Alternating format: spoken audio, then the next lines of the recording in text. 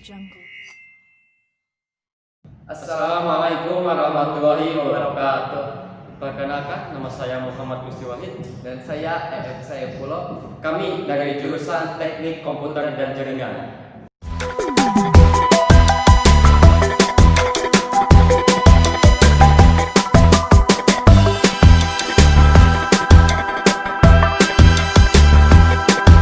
Di sini saya akan berbincang-bincang tentang load balancing dengan KRF.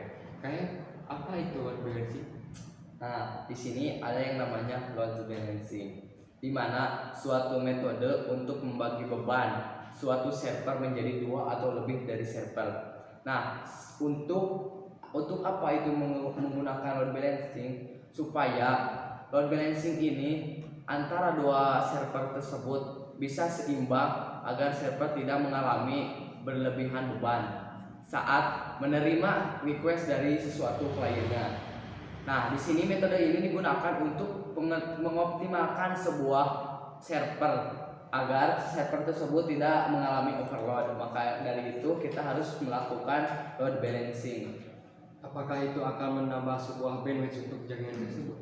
Nah, di sini menggunakan metode load balancing tidak akan menambah sebuah bandwidth, tetapi hanya membagi beban dari server tersebut, dua ISP tersebut. Berarti kita di sini tidak menggunakan satu jaringan saja, tidak menggunakan satu ISP. Berarti di sini kita mempunyai dua ISP ya. Berarti kita membagi beban ke ISP 1 dan ISP 2. Ya. Berarti di sini saya ingin menanyakan apa manfaat dan fungsi dari sebuah load balancing tersebut. Nah, manfaat di sini banyak sebenarnya, tapi saya akan mengambilnya 3 contoh. Yang pertama adalah mengurangi beban server. Karena kenapa?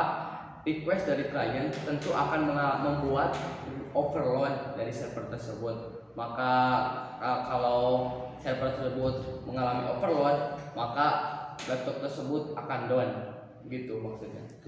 Nah, misalkan gini nih, kalau saya tanyakan kalau ada permasalahan, misalkan tuh saya lagi make ISP 2 dan ISP 1, tapi ISP 2 ini mati, apakah saya itu bisa menggunakan jaringan ISP 1? Apakah itu akan mengaruhi semua jaringan, jadi saya tidak bisa terkoneksi ke jaringan?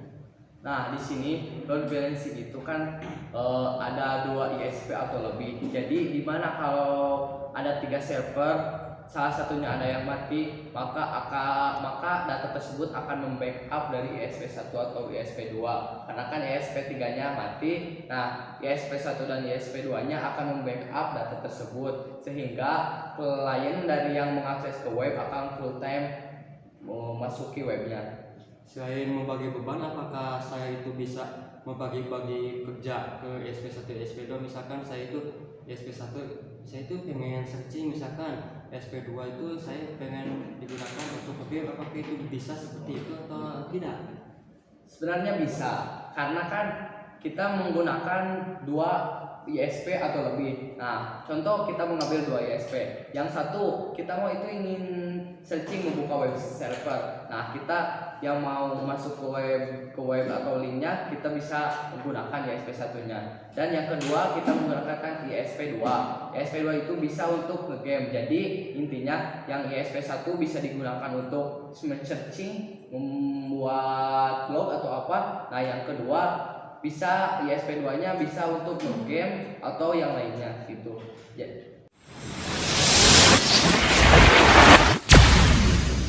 Audio Jungle.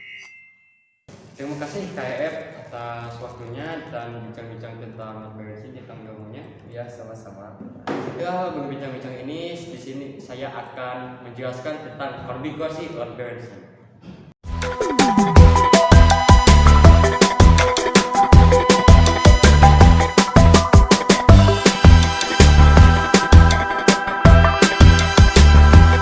Pertama-tama kita masuk ke interface terlebih dahulu. Kita edit terlebih dahulu untuk nama-nama interface-nya. Yang pertama kita Ethernet 1 kita ubah menjadi ISP 1.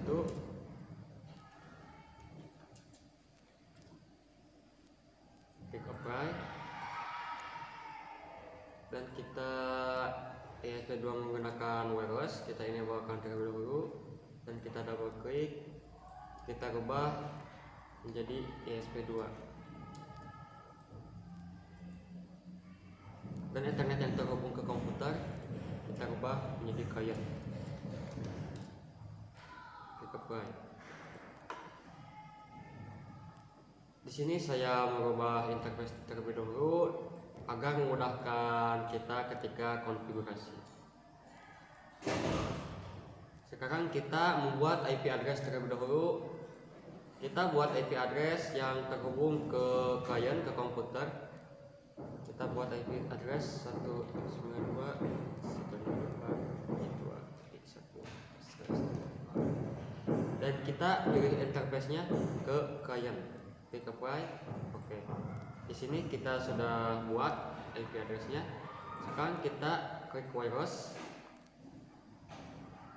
dan double klik, dan kita klik wireless dan kita coba scan. Di sini saya menggunakan ESP2-nya itu ya dari wireless, dan di sini saya menggunakan IP WiFi Web TKJ. Klik connect. Karena di sini Web TKJ memakai password, kita membuat security profile terlebih dahulu. Klik add. Ini semua dicentang. Dan kita masukkan password WiFi-nya, yaitu 1, 2, 3.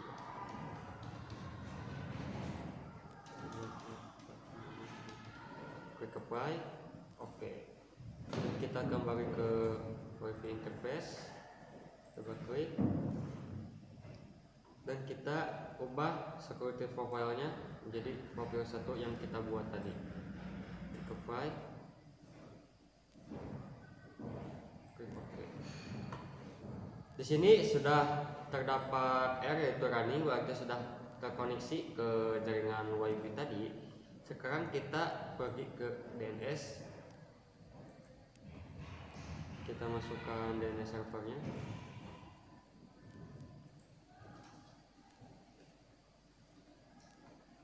Klik apply, klik OK.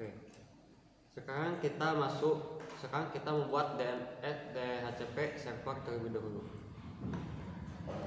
Klik DHCP setup. Kita interface-nya pilih ke client. Next, klik next, klik next, klik next, klik next.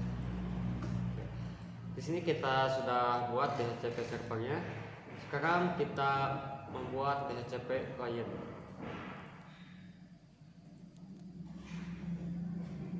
Klik add. Dan di sini kita pilih ESP1 yang ke switch ke Ethernet 1. Dan ininya no root. Klik apply dan kita kopikan. Di sini kita hanya merubah interface-nya saja, yaitu ke ESP2. Klik apply. Oke. Jika sudah terdapat tulisan bound, berarti DHCP client sudah dibuat dengan sukses. Setelah membuat DHCP client, kita bisa membuat firewall NAT-nya terlebih dahulu. Kita pergi ke firewall, klik NAT, dan kita klik add. Di sini chain-nya itu source NAT dan out interface-nya ke ESP1 dan action-nya yaitu masuk warren.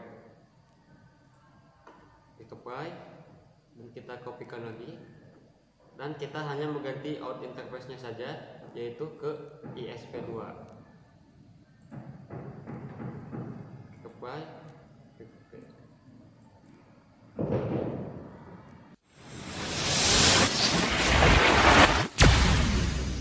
Audio Jungle. Setelah itu kita pergi ke firewall, dan di sini kita akan membuat main job. Main job itu adalah fungsinya untuk menandai paket yang masuk ke router, yang lewat ataupun yang keluar dari router. Kita klik main job dan kita klik add. Di sini kita klik general, dan di sini kita chainnya adalah routing. Perbedaan routing dan post routing tersendiri itu adalah routing adalah memfilter data ataupun traffic yang masuk dan melewati ke router. Sedangkan post routing adalah kebalikan dari pre-routing, yaitu adalah memfilter data yang keluar ataupun yang melewati router. Dan pre-routing juga beda dengan input. Input hanya memfilter yang masuk ke dalam router, tetapi pre-routing ada memfilter yang masuk ke router, memfilter data yang masuk ke router dan melewati router. Di sini kita pilih pre-routing. In interface-nya kita pilih ke client dan connection mark-nya kita pilih nomor. Dan di sini kita klik advance. Di sini kita klik VCC dan kita klik port address. Karena kita akan menggunakan 2 ISP, kita ganti dengan 2. Actionnya kita pilih mark connection. Mark connection itu fungsinya ada untuk menandai paket-paket yang pertama masuk dan yang nanti yang menyusul, traffic yang menyusul nanti akan ditandai dengan tanda yang sama. Dan di sini kita isikan ISP1. Klik apply dan kita kopikan. Di sini kita hanya mengganti ISP ini menjadi ISP2 dan kita mengganti advance-nya yaitu 0 menjadi 1. Nah, ini ada perbedaannya. Kita klik apply. Oke. Terus kita klik add kembali. Kita klik general dan kita pilih channel routing lagi. Di sini kita interface-nya kita isikan client dan connection mark-nya kita pilih ESP1 dan kita langsung ke action dan kita pilih mark routing. Dan di sini kita ketikkan ke ISP1 dan kita kopikan kembali. Di sini kita hanya mengganti routing mark-nya saja menjadi ke ISP2 dan generalnya ke connection mark-nya yaitu jadi ISP2. Kita apply. Oke. Terus kita buat kembali, klik add, klik general, chain-nya masih routing dan in interface-nya kita pilih ISP1 dan kita connection mark-nya pilih nomor.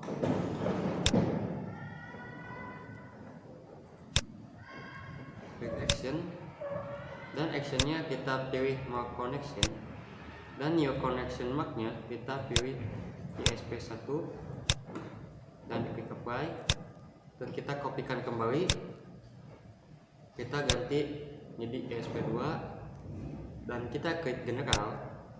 In interface-nya kita ganti ke ISP2. Klik apply. Oke.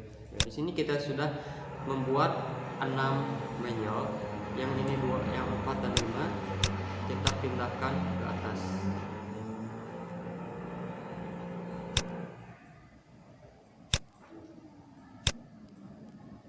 Nah, seperti ini. Audio Jungle. Nah, jika sudah membuat manjel, maka nanti jika berhasil akan muncul byte-byte ini akan bertambah dan berkurang. Sekian dari saya, terima kasih. Assalamualaikum warahmatullahi wabarakatuh. Audio Jungle. Terima kasih atas perhatiannya. Mohon maaf juga atas kekurangannya. Saya Muhammad Lusi Wahid Dan saya Saifullah. Sekian dari kami. Wassalamualaikum warahmatullahi wabarakatuh.